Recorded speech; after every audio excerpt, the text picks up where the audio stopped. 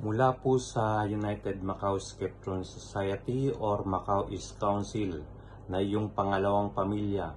Ako po ay mainit na bumabati sa iyo, Sis Juby, ng maligayang kaarawan.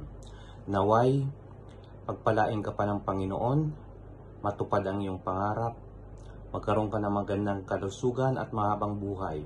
Saludo po ako sa iyo at nakita ko kung gaano mo kamahal ang kapatiran, kung gaano mo pinaglingkuran, at ang pagtulong mo hindi lang sa mga kapatid, maging sa mga hindi kaanib ng alpakaparo, ay talagang mula sa puso at ikaw ay hindi naghihintay ng kapalit. So naway madami ka pang matulungan. Andito lang kami, ang iyong pangalawang pamilya dito sa Macau, nagmamahal, sumusuporta, at naway makakita ka na rin ng panibagong amo na may puso at maayos kausap. So again, maligayang kaarawan. Enjoy ka po sa iyong birthday. Long live. God bless.